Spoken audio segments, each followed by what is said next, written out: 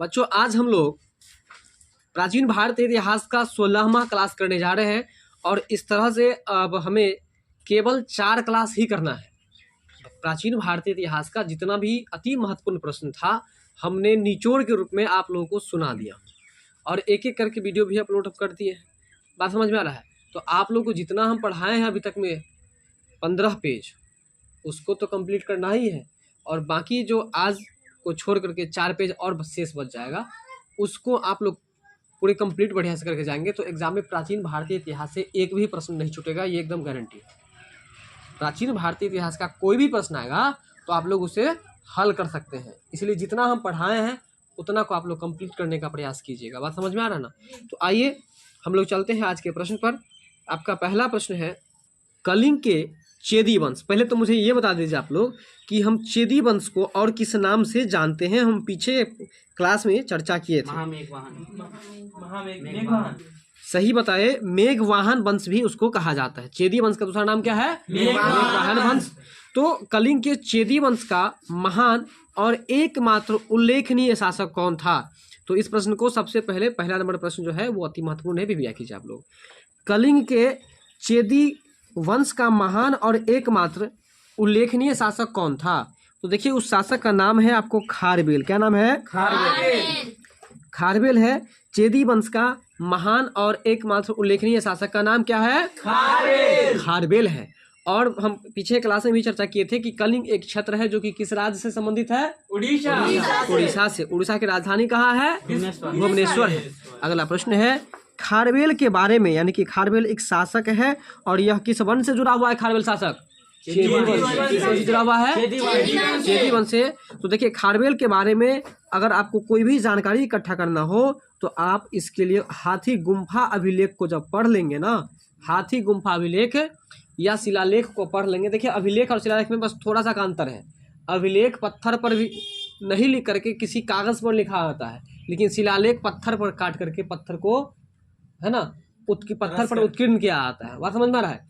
तो ध्यान दीजिए कि खारवेल के बारे में जो जानकारी का स्रोत है वो कौन सा मतलब स्रोत है? अगर आपको खारवेल शासक के बारे में कोई जानकारी इकट्ठा करना हो तो आप क्या पढ़ेंगे? उसके लिए हाथी गुम्फा शिलालेख को आप पढ़ेंगे तो आपको खारवेल शासक के बारे में पूरी जानकारी मिल जाएगी। तो अगर आपसे पूछ दे कोई कि खारवेल शासक का संबंध किस राज्य से था तब क्या बताइए? उड़ीसा बोलिए। राज्य उड़ीसा है। कलिंग एक क्षेत्र है जो कि उड़ीसा का है। ठीक है, चलिए अब अगला प्रश्न है कि तो 2 नंबर प्रश्न जो है इसको भी आप लोग रिवाइज कर लीजिए और एक को भी रिवाइज कर लीजिए। अगला है कि हिंदी भाषा का प्रथम महाकाव्य किसे कहा जाता है? हिंदी भाषा का, इस प्रश्न को तो आप लोग रिवाइज क्या 100 बार रिवाइज कर लीजिएगा फिर भी आपको कम ही रहेगा। तो 3 नंबर प्रश्न को भी आप लोग रिवाइज कर लीजिए। हिंदी भाषा का प्रथम महाकाव्य, देखिए हिंदी भाषा में जो प्रथम महाकाव्य लिखा गया उसका नाम आपको बताना है। तो उसे हम लोग क्या कहते हैं? पृथ्वीराज। क्या कहते हैं? हिंदी भाषा का प्रथम महाकाव्य किसे कहते हैं? अगर हम आपसे पूछ दे कि पृथ्वीराज रासो किनके द्वारा लिखा गया है तब क्या कहेगा आप लोग? तो चंद्रवरदाई के द्वारा। किसके द्वारा? चंद्रवरदाई के द्वारा। चलिए हिंदी भाषा का प्रथम महाकाव्य ये तो समझ में आ गया। अब हम लोग चलते हैं अगले प्रश्न पर। चलिए अब आपका अगला प्रश्न है कि पृथ्वीराज रासो के रचयिता चंद्रवरदाई। देखिए यहाँ पर क्लियर भी हो चुका है, हम लोग इससे पहले नहीं देखे थे। पृथ्वीराज रासो के रचयिता यानी कि पृथ्वीराज रासो एक लेख है और इस लेख को लिखने वाले जो हैं उनका नाम है आपको चंद्रवरदाई। तो पृथ्वीराज रासो के रचयिता चंद्रवरदाई है। किस शासक का राज कवि था? कहने का मतलब चंद्रवरदाई जो था ना वह आपको किन राजा के राज कवि थे, किन राजा के दरबार में रहते थे? तो देखिए ये पृथ्वीराज चौहान के दरबार में रहते थे। बात समझ में आ रहा है? कौन? तो चंद्रवरदाई। चंद्रवरदाई के द्वारा पृथ्वीराज रासो लिखा गया है और चंद्रवरदाई किन के दरबार में कवि के रूप में रहते थे? तो पृथ्वीराज चौहान। पृथ्वीराज चौहान के राज दरबार में यह एक कवि के रूप में रहते थे। बात समझ में आया कि नहीं? जल्दी बताइएगा। आपका अगला प्रश्न है चंदेल वंश से जुड़ा हुआ है। चंदेल वंश का प्रथम स्वतंत्र शासक, चंदेल वंश का प्रथम स्वतंत्र शासक खजुराहो अभिलेख में जिसे कुरु प्रदेश के लिए झंझावात, क्या चीज लिखा हुआ है? झंझावात और गुर्जरों के लिए अग्नि के समान कहा गया है। बात समझ में आ रहा है ना? चंदेल वंश का प्रथम स्वतंत्र शासक ठीक है ना, जिनका नाम आपको है यशोवर्मन। क्या नाम है? यशोवर्मन। चंदेल वंश का प्रथम स्वतंत्र शासक खजुराहो अभिलेख में जिसे कुरु प्रदेश के लिए झंझावात और गुर्जरों के लिए अग्नि के समान कहा गया है। ठीक है ना, कुरु प्रदेश के लिए क्या कहा गया है? झंझावात कहा गया है। कुरु प्रदेश के लिए झंझावात और वहीं गुर्जरों के लिए अग्नि के समान माना गया है। किनको? तो यशोवर्मन को। झंझावात वर्ड जो है, इस झंझावात का मतलब होता है काफी तेज मात्रा में जो वायु चलती है, जिसको हम लोग आंधी तूफान कहते हैं। तो याद रखिएगा कि झंझावात का मतलब क्या होता है? झंझावात का मतलब आंधी तूफान। झंझावात का मतलब आंधी तूफान। तो कहता है कि कुरु प्रदेश के लिए, है ना, कुरु पंचाल के बारे में जानते हैं ना? कुरु प्रदेश नहीं जानते हैं? महाजन पद में नहीं था? महाजन पद के अंतर्गत ये कुरु आता है, जिसकी राजधानी पांचाल था। कहाँ पर था? पांचाल था। कुरु जो है एक महाजन पद था। तो प्रश्न क्या है? बड़ी ही जोरदार प्रश्न है, इस प्रश्न पर ध्यान दीजिए। कह रहा कि चंदेल वंश का प्रथम स्वतंत्र शासक खजुराहो अभिलेख में जिसे कुरु प्रदेश का झंझावात कहा जाता है। देखिए, परीक्षा में प्रश्न ऐसे रह सकता है कि कुरु प्रदेश का झंझावात किसे कहा जाता है। प्रश्न फिर समझिए कि कुरु प्रदेश का झंझावात किन्हें कहा जाता है। तो इसका आंसर आप लोग दीजिएगा यशोवर्मन। ठीक है ना। या प्रश्न ऐसे कहेगा कि गुर्जरों का अग्नि किसे कहा गया है? यशोवर्मन। उसका आंसर यशोवर्मन। यानी कि यहाँ पर दो प्रश्न बन रहा है। और ये भी याद रखिएगा आप कि यशोवर्मन जो था ना, वो किस वंश का शासक था? तो चंदेल वंश। किस वंश का शासक था? और कुरु के लिए झंझावात किनको कहा जाता है? यशोवर्मन। कुरु के लिए झंझावात किनको कहा जाता है? और गुर्जरों के लिए अग्नि किसे कहा जाता है? यशोवर्मन को कहा जाता है। अब आपका अगला प्रश्न है, चंदेल शासकों की सैनिक राजधानी कहाँ थी? इस प्रश्न को भी आप लोग भी याद कीजिएगा। चंदेल शासकों की जो सैनिक राजधानी थी वो आपको कालिंजर में थी। कहाँ पर थी? कहाँ पर थी? चंदेल शासकों की सैनिक राजधानी कालिंजर में थी। बताइए, पढ़िए इसको, 2-3 बार पढ़िए इसको बराबर। ये जो कालिंजर है, यह एक क्षेत्र है जो कि आपको उत्तर प्रदेश में अवस्थित है। कहाँ पर अवस्थित है? उत्तर प्रदेश में अवस्थित है। ठीक है। तो चंदेल शासकों की सैनिक राजधानी कहाँ पर थी? कालिंजर कहाँ पर है? उत्तर प्रदेश। किस राज्य में है? उत्तर प्रदेश की राजधानी कहाँ है? लखनऊ। अगला प्रश्न है कि खजुराहो के अधिकांश मंदिरों का निर्माण किस चंदेल राजा के द्वारा करवाया गया? तो प्रश्न ये भी जो है सो समझने वाला है। खजुराहो के अधिकांश मंदिरों का निर्माण किस चंदेल शासक के द्वारा करवाया गया? तो देखिए, खजुराहो एक जगह है जो कि एमपी में पड़ता है, मध्य प्रदेश में। और ये जो खजुराहो में अधिक से अधिक जो मंदिर बनाया गया है वह आपको किस चंदेल शासक के द्वारा बनवाया गया है? तो याद रखिएगा धंगदेव के द्वारा। किसके द्वारा? धंगदेव के द्वारा। मतलब धंगदेव जो है ना, खजुराहो में धांग करके मंदिर बना दिया। इसलिए याद रखिएगा कि किन खजुराहो में अधिकांश मंदिर का निर्माण किस चंदेल शासकों के द्वारा करवाया गया है? तो धंगदेव के द्वारा। ठीक है। और धंगदेव किस वंश के शासक थे? चंदेल वंश के। किस वंश के शासक थे? आपका अगला प्रश्न है, सेन वंश का प्रथम स्वतंत्र शासक कौन था? सेन वंश का प्रथम स्वतंत्र शासक कौन था? तो विजय सेन। सेन वंश का प्रथम स्वतंत्र शासक कौन था? विजय सेन। बिल्कुल। देखिए, सेन वंश का यदि सीधे पूछ दे कि सेन वंश के संस्थापक कौन थे, तो इसका आंसर सामंत सेन दीजिएगा। लेकिन जब प्रश्न ये पूछ दे कि सेन वंश के प्रथम स्वतंत्र शासक कौन थे, तो इसका आंसर आप लोग क्या दीजिएगा? विजय सेन दीजिएगा। अगला प्रश्न है, किस सेन शासक ने अपने नाम पर एक संवत चलाया था? तो ये भी प्रश्न आपको विशेष रूप से याद रखने वाला है। किस सेन शासक ने अपने ही नाम पर एक संवत चलाया? संवत को अंग्रेजी में हम लोग कैलेंडर कहते हैं। बताइए, कैलेंडर का हिंदी कौन सा जानते थे? जानते थे आप लोग? कैलेंडर को हिंदी में क्या कहते हैं? संवत कहते हैं। तो किस सेन शासक ने अपने नाम पर एक संवत चलाया था? लक्ष्मण सेन। किस शासक ने अपने नाम पर एक संवत चलाया था? लक्ष्मण सेन। यह जो है अपने नाम पर एक संवत चलाया था। अगला प्रश्न है कि बंगाल का अंतिम स्वतंत्र हिंदू शासक, इस प्रश्न को भी याद कीजिए। बंगाल का अंतिम स्वतंत्र हिंदू शासक जो है वो लक्ष्मण सेन को कहा जाता है। ठीक है ना। बंगाल का अंतिम स्वतंत्र हिंदू शासक किसे माना जाता है? बंगाल का अंतिम स्वतंत्र हिंदू शासक किसे माना जाता है? लक्ष्मण सेन को माना जाता है। ठीक है। तो अगर आपसे कोई पूछे तो बताइए कि लक्ष्मण सेन कौन था? बताइए आप लोग। बंगाल का अंतिम स्वतंत्र और हिंदू शासक था। कौन जात का शासक था? क्या नाम था उनका? लक्ष्मण सेन। किस जात का शासक था? अच्छा, कहाँ का, किस राज्य का? बंगाल का। अगला प्रश्न है कि श्रृंगार रस प्रधान ग्रंथ कहने का मतलब ये है कि एक ग्रंथ के बारे में हम आपको बता रहे हैं जिसका नाम है गीत गोविंद, और इस गीत गोविंद में श्रृंगार रस के बारे में चर्चा किया गया है। श्रृंगार रस जो है ना, इसका मतलब आप लोग हिंदी ग्रामर का चीज़ है, ये हिंदी व्याकरण का चीज़ है श्रृंगार रस, है ना। श्रृंगार रस के लिए जो सो विशेष रूप से ये प्रधान है। कौन? तो गीत गोविंद। कौन सा ग्रंथ? गीत गोविंद। गीत गोविंद की रचना किनके द्वारा की गई है? तो जयदेव के द्वारा। किसके द्वारा? जयदेव के द्वारा। और श्रृंगार रस प्रधान है, ये भी याद रखिएगा। गीत गोविंद जो एक ये रचना है, एक लेख है, और यह लेख की प्रधानता क्या है? तो बोलिएगा कि श्रृंगार रस की प्रधानता है। किसकी प्रधानता है? चलिए अगला प्रश्न है कि बंगाल के प्रसिद्ध वैष्णव कवि, ये भी बंगाल के कवि हैं, है ना, और वैष्णव कवि हैं जिनका नाम है आपको जयदेव। याद रखिएगा कि जयदेव जो है वो कैसे कवि हैं? वैष्णव कवि है ये, यानी कि वेजिटेरियन है कि नॉन वेजिटेरियन है? वेजिटेरियन। चलिए, तो वो वेजिटेरियन थे, यानी कि वैष्णव संप्रदाय से जुड़े हुए थे, ठीक है ना। तो जयदेव जो है आपको बंगाल के एक प्रसिद्ध कवि थे, और जो कि वैष्णव कवि थे, ठीक है ना। वो किनके दरबार में रहते थे? लक्ष्मण सेन के दरबार में रहते थे। और जयदेव के द्वारा लिखा गया एक कृति का नाम आप लोगों को बताना। गीत गोविंद किसके लिए प्रधान है? बिल्कुल सही बात बताया आप लोग। अगला प्रश्न है कि आर्य सप्तशती, बोलिएगा जरा, आर्य सप्तशती की रचना किसने की? देखिए, आर्य सप्तशती की रचना गोवर्धन ने किया। किसने किया? आर्य सप्तशती की रचना किसने किया? गोवर्धन ने किया। बताइए, गोवर्धन पर्वत को किसने अपने उंगली पर उठा लिया था? कृष्ण भगवान। नहीं, चलिए, तो आर्य सप्तशती की रचना जो है वो किसने किया है? गोवर्धन ने किया है। तो आर्य सप्तशती की रचना किसने किया? तो इसका राइट आंसर आपको गोवर्धन हो जाएगा, और गोवर्धन पर्वत के बारे में आपको बता ही दिए। बिल्कुल, हाँ। चलिए अगला प्रश्न है, जयदेव, धोई, गोवर्धन, हल्ला युद्ध क्या है? जरा पढ़िएगा उसको। जयदेव,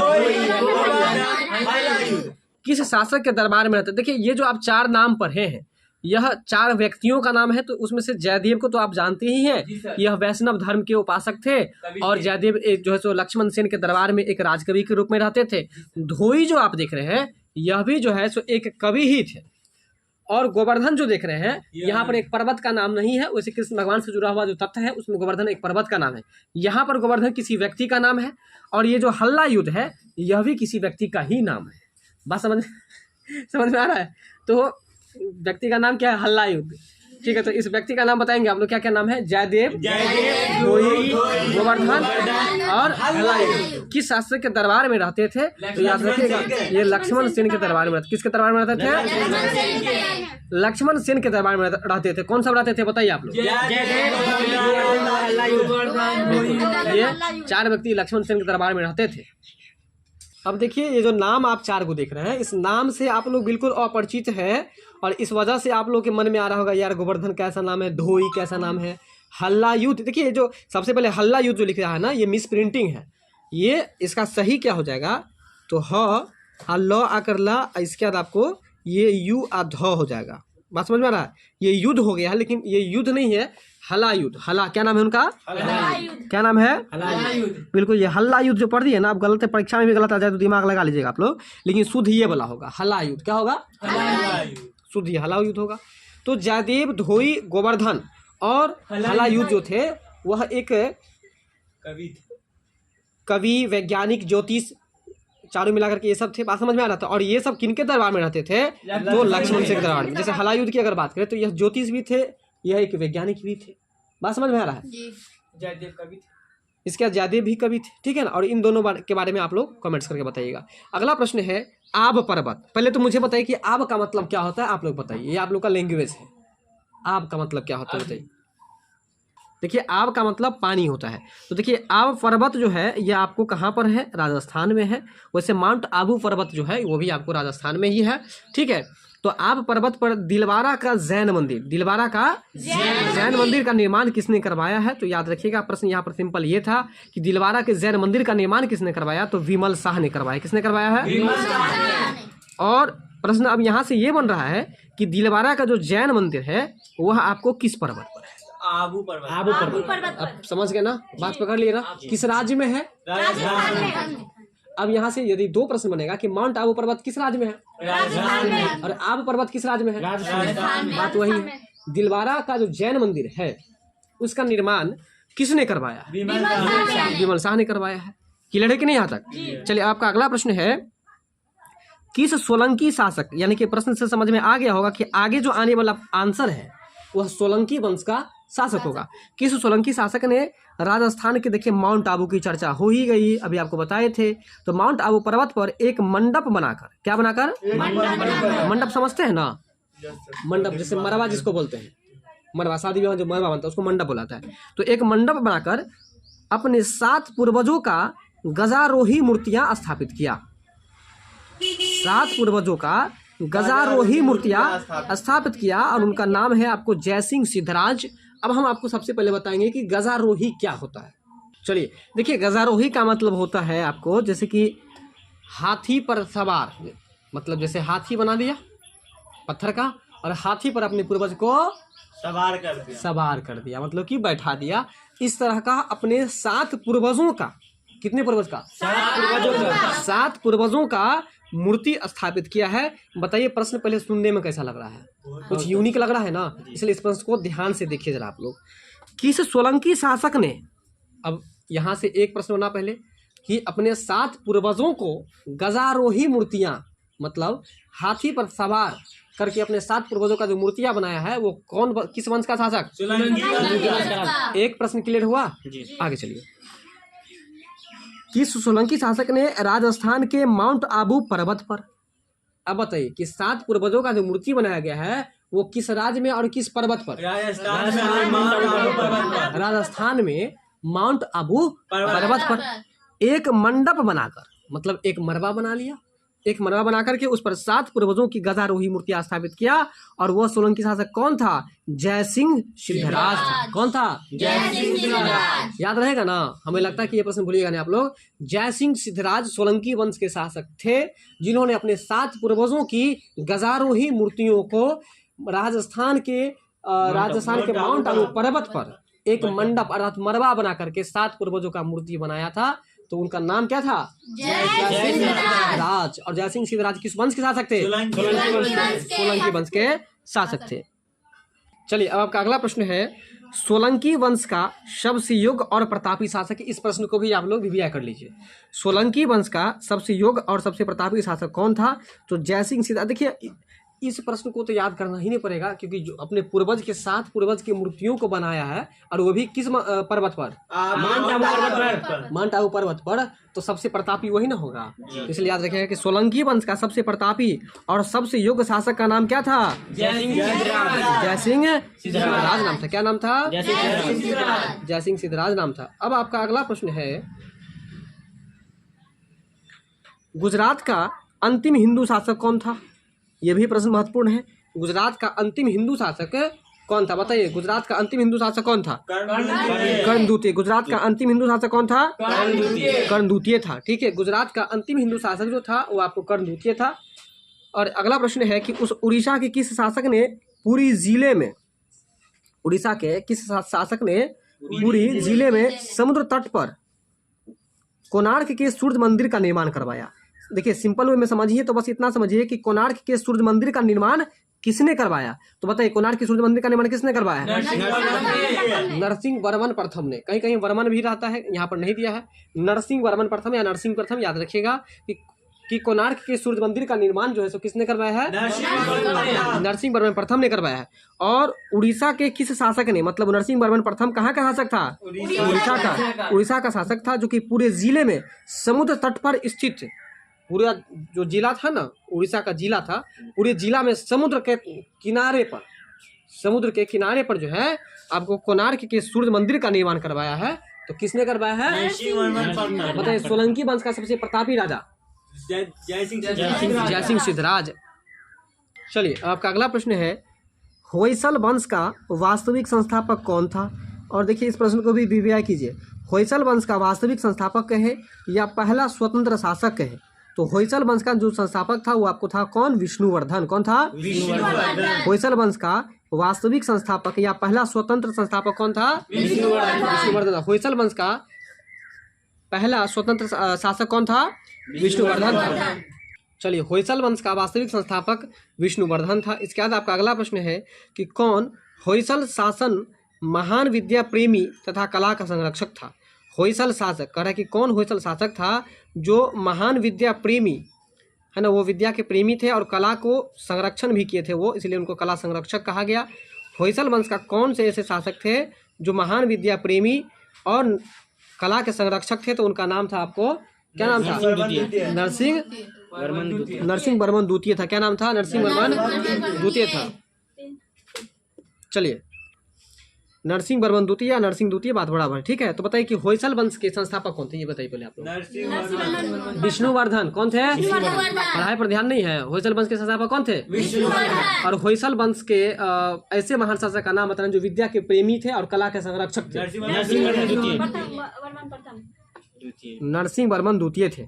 अगला प्रश्न है, किस होयसल शासक ने सर्वप्रथम होयसल राज्य की राजधानी द्वार समुद्र में स्थानांतरित किए थे?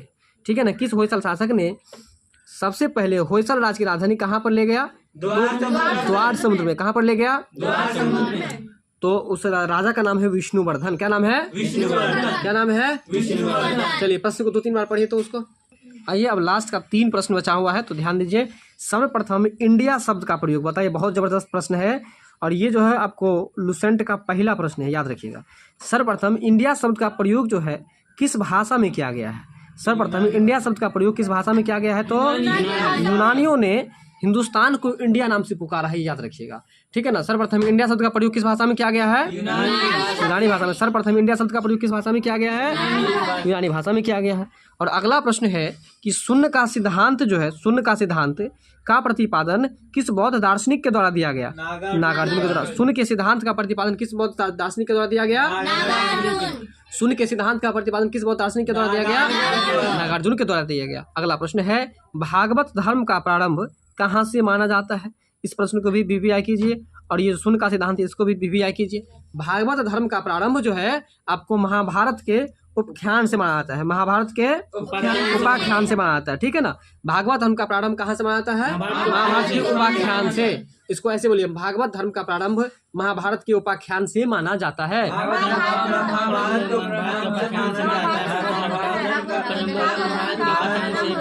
चलिए, अब बताइए कि होयसल वंश के ऐसे कौन से राजा थे जिन्होंने अपनी राजधानी सर्वप्रथम जो द्वार समुद्र में स्थानांतरित की थी? बताइए।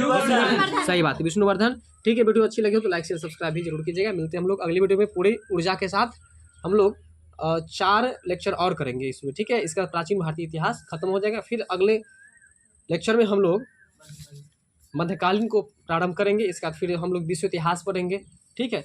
तो धीरे धीरे पढ़ते जाएंगे। और कछुए के जाल में हम लोग पढ़ेंगे, खरगोश के जैसा नहीं पढ़ना है, ठीक है। कछुए के जैसे निरंतर हम लोग प्रयास करेंगे और जो निरंतर प्रयास करेंगे उनको सफलता भी जरूर मिलेगा। किसके जैसे? कछुआ के जैसे। ये नहीं कि एक दिन खूब पढ़ लिए खरगोश के जैसे बड़ी स्पीड में चले गए और कहीं परीक्षाओं देखे तो थोड़ा सा रेस्ट कर लेते हैं, ऐसा भावना नहीं होना चाहिए। इसलिए डेली पढ़िए, थोड़ा ही पढ़िए, डेली पढ़िए, ठीक है। मिलते हैं अगली वीडियो में, तब तक के लिए बहुत बहुत धन्यवाद।